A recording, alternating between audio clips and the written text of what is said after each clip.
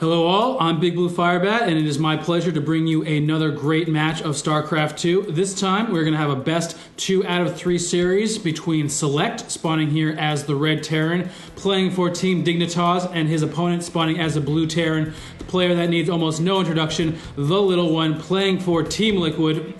If you are at all aware of the StarCraft 2 beta scene, or even the current StarCraft 2 metagame, you are aware of the fact that TLO is an innovator. He is an excellent player. He has always been known for his innovative builds, his excellent timings, his very unusual style of play. He is always half a step ahead of the existing metagame. He always is in there with his strange little tactics that, for some reason, always work for him. But SeleCT, for his part, is no slouch. He is definitely an excellent player, a pro-level StarCraft 2 player, a former Warcraft 3 player, so you know he was going to have great micro. He is known for his excellent strategies, his excellent timing, his excellent positions, and he is a great Terran player. They are going to be facing off here on the MLG version of Shakuras Plateau. You might ask me, what is the difference between MLG and the latter version of Shakuras Plateau? It is this little supply depot here. It might not look like much, but to a Zerg player, that is the best thing to see in the world. It prevents them from getting locked into their base. I doubt it's going to play much of a role in this Terran versus Terran game, but I am sure what is going to play a role is good positioning and interesting pushes and lots of drops. And we already have a little bit of chat here. It looks like they are talking about a game that I am not aware of. Not sure what they're talking about here. Doesn't really matter. We're going to move right in here. It looks like both players are moving for a very similar build. SeleCT actually went for a gas first, which is going to let him take his tech a little bit faster, and you can see that is reflected in the fact that TLO is able to start his orbital command a few seconds before SeleCT. He's actually going to get it nearly finished before SeleCT is able to start it. But something that SeleCT is going to be able to send out maybe some dropships first, some banshees, some cloaked banshees, whatever he wants to do a little bit before TLO, so he is sacrificing a little bit of economy in order to get a little bit of tech. And if TLO were to get in here and scout, and this goes for anybody, you can click on your opponent's extractor or refinery and see how much gas is missing, and that will tell you about what time they took their extractor, what time they started mining the gas, and that will give you a clue for what their build is.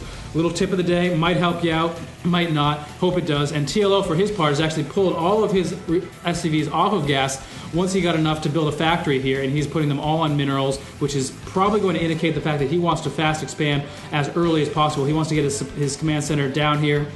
He wants to turn into an orbital command, get those mules going, get those minerals rolling in. And it seems like they're going for pretty much the exact same build so far. The timing on both players is very similar, and we see both of them going down, guarding the bottom of their ramp, and we're just going to see how things develop. We have a starport coming down for SeleCT. It looks like he's going for a 1-1-1 build. Very versatile build for Terran players. Allows them to get pretty much any line of tech they want. You can go into a Raven, you can go into Banshees, you can go into a Siege tech with drops.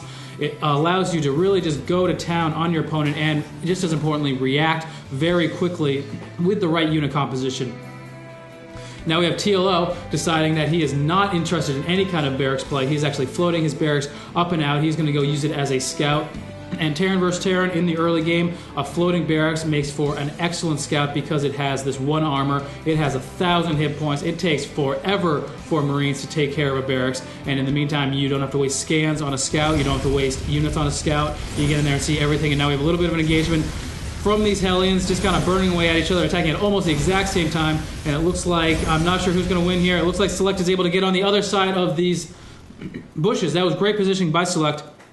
If TLO were to run over here, he would have lost vision temporarily, and SeleCT would have gotten the first shot off on his Hellion and won that engagement. But it looks like it was kind of a neutral engagement for both parties, and this Hellion is going to run back here and get this one getting repaired by TLO, and it looks like this one is also going to get repaired by SeleCT.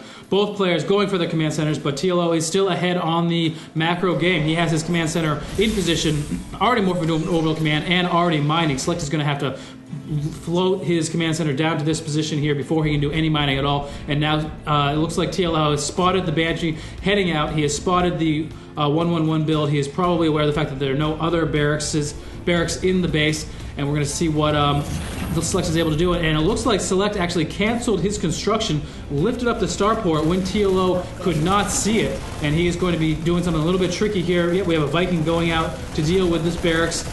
A couple of Marines shooting at it, and TLO got a great scout, but it looks like Select was able to trick him by moving his starport as soon as it was done being scouted, and now we have a Viking in the air for TLO, able to make quick work of this Banshee. Looks like Banshee's going to get 4 kills before it goes down, maybe 5 kills. We'll see 5 kills for that Banshee.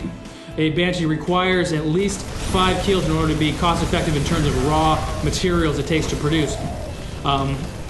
5 SCV kills, I'm sorry. It needs to kill 250 resources worth of units in order to be cost effective, although losing only mineral units, even those as important as SCVs, might not make up entirely for the loss of gas of a Banshee, which costs actually 100 gas to produce. And gas is going to be extremely important in this matchup, as we now have this barracks down here for TLO, doing his best to block off Select expansion for just a few seconds. He does not want him expanding whatsoever, or if he can't help it, he wants to just delay him as much as he possibly can. And TLO's expansion has been up and running for quite a while. He does not have much of a harvester count, but he has been able to mule up his natural expansion for a greater amount of time, which is going to give him a bit of an advantage in the economy game here. You want to keep in mind that when you are expanding, you want to use all of your mules on the expansion that has the most resources left. You probably do not want to mule out your main. You want to keep this mining as long as possible, because this is your safest position. This is where you can get the most consistent mining. Your expansions are likely going to be under attack, under siege during a game, so you want to get those mules in there and mine those minerals as fast as possible. Get in, steal everything you can while you can, and then get out if you are forced to go out. And we have both players just going along a very similar tech path, Vikings and Hellions, and we're seeing a number of factories down for TLO, so I expect we're going to be seeing more Hellions, more siege tanks coming down, and this might turn into a siege tank Hellion battle between the two of these, with a couple of Vikings used to spot.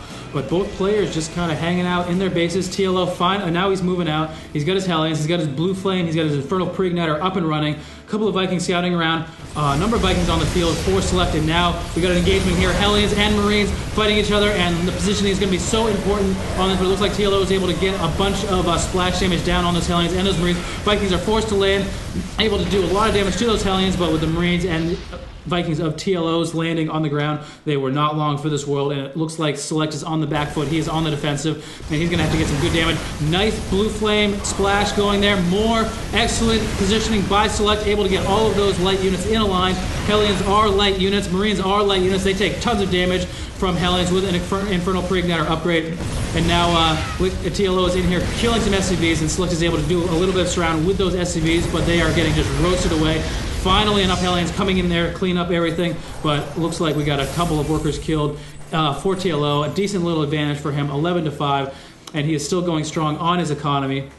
He now has 46 SCVs, 2 Selects, 34, and that is going to be a problem for him, as he is getting a much greater amount of income. Select, for his part, moving into an armory, looking to set up Thors, but TLO is ahead of the game. He already has 2 Thors in production over here. I was wrong about the siege tanks. I am sorry. They are going to go for Thor, Hellion, Marine. It is going to get crazy here on Shakuras Plateau, and it looks like Select is going to need to get some heavy artillery if he wants to deal with those Thors. These Hellions are just not going to cut it. They do almost 0 damage to Thors. A Thor inside his big armored shell is going to be tickled by any Hellions that are shooting its wimpy little blue flame at it.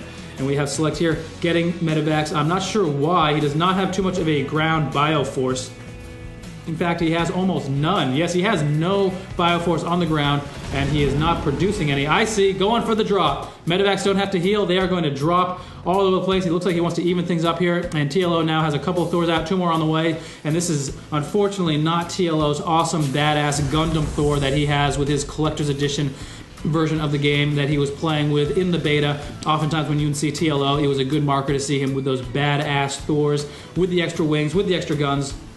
But enough about those Thors and their awesomeness. We have a Viking over here. We have a medevac over here for Select, getting ready to drop, and it looks like TLO, I don't think he was able to spot that. This Hellion was patrolling around, but was not able to check this medevac that is running along the far side of the map. Whenever you do a drop, if you want to be sneaky, run along the edge of this map, and there is a good chance that unless your opponent is looking for it, they are not going to find it. Unless you get in there and do a ton of damage, and TLO is now moving out with his Thors at just the wrong time. There is a drop of Blue Flame Hellions coming after his base. All of his army has been moved out. There is luckily a missile turret here, but there is such amazing saturation down here at his natural that if a Blue Flame, if those Hellions can get in there and do just a couple of shots, they're going to be able to annihilate them. But great reaction from TLO, spotting that drop just at the right time. Missile Turret takes out the medevac. A number of SCVs are going down, able to even things up by Select and take the lead.